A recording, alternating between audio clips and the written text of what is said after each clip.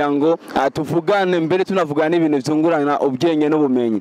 Uno munsi rero nagira ibakwe nagendeye Akiwacu Multiservice. Mo ibi nivyo bita joncture ya fibre optique, kunga fibre optique. Uyu muhora tiko tura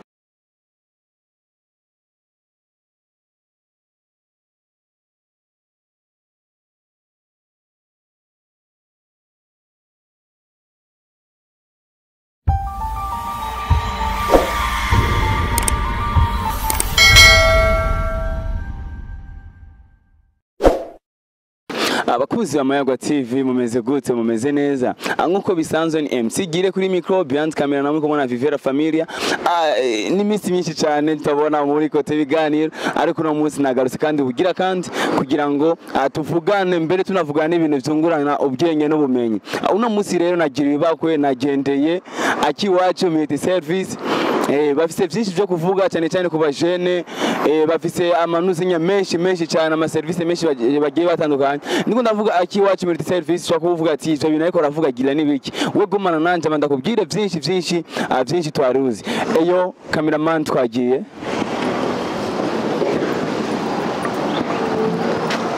bakuzi wa Mayagwa TV nkuko nababwiye yuko uno munsi nagira ibako yo kugendera Akiwacu Multiservice. Uwe numwe mu bagize iryo shirahamwe ndabaramukije. Tugize amahoro mumeze neza? Ego turashima Uwiteka. Tugerageze tumene nk'abaduzi cyo kugira ngo baronke amaji meza cyane.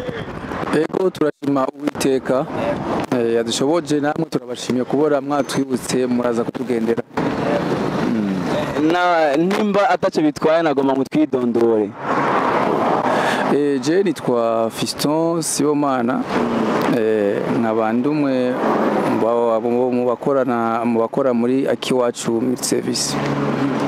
Ku bantu batazi Akiwacu Multiservice ni iki mu majambo yose? Multi no kuvuga dukora ibintu vyinshi bijanye n'ubuhinga bwa none ya technology.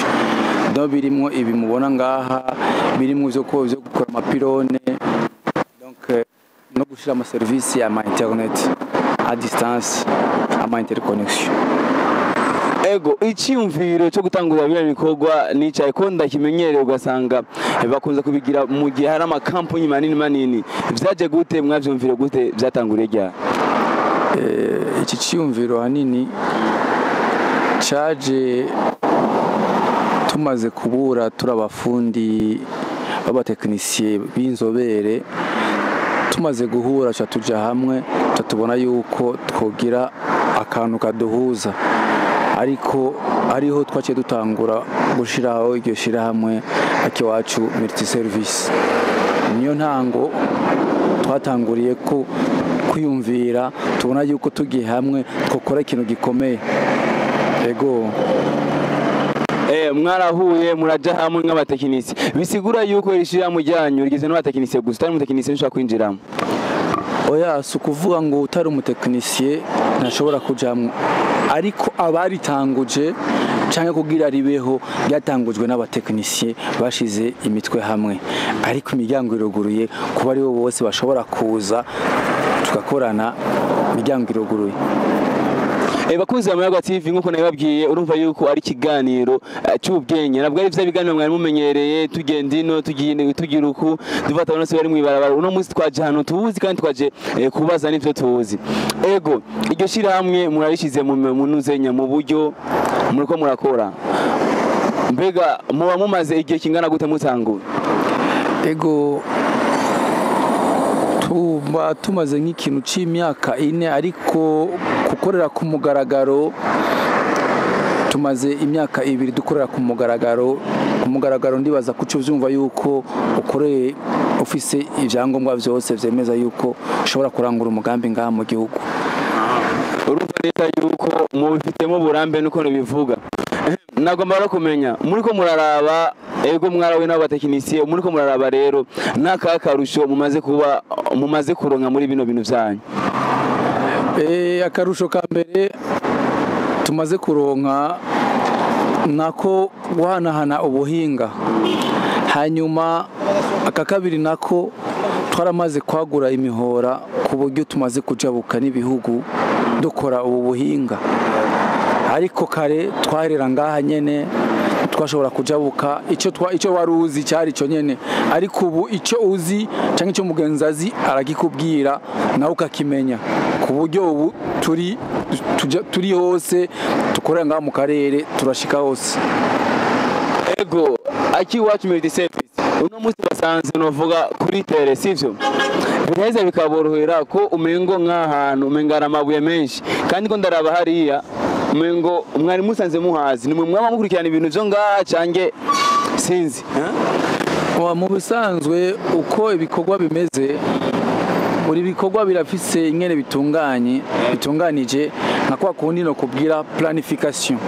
Hariyo plan urabona aho ikintu cyose kiri urakibona, naho bagurishiraho ibivu uramenya ngaha kuri point hariho ikintu canje, ku buryo naho bogira ibiki ntushobora kwibagira wibagiye mu mutwe kuri plan ikikwereka yuko hari ikintu gihari.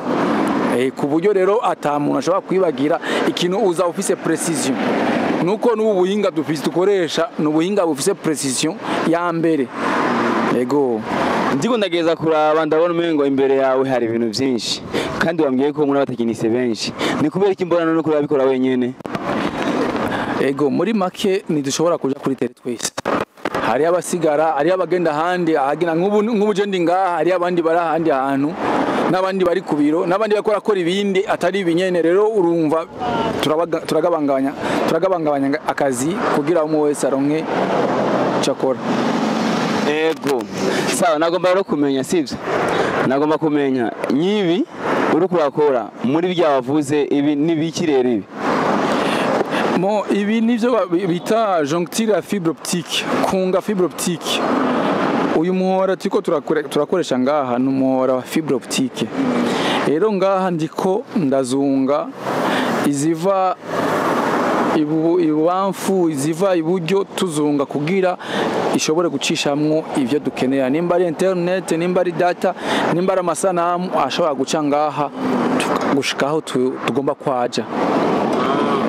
Tuvuge nk'ubu muri kuravyunga nk'uko nibiheza bigasa ugasanga internet ice yikwega kubera ko biriko birakogwa. Ibi ntabwo bikwega internet, ahubwo ibi bituma internet inyaruka ikagenda ku muvuduko twovuga umuvuduko w'itara canke w'umuco. Rero ikintu cyose giciye ngaha kigenda gifise umuvuduko w'umuco. Ego uratubwiye byinshi, ariko ndiko ndaraba ndabona abandi bantu ngaha nabo nyine umusanze mukorana. Aba bose turakorana, nimba babonye ngaho je ndaza nkabereka precision ngaha ari ikintu ciwacu. Rero nk'aba manevre bacadufasha gusarura gukuraho amabuye canke umucafu w'ubori hari canke nimba ari imisenyi, nimba ari kirundo civu, niyo baca bagikura tukaheza tukabona ca kintu dukorerako.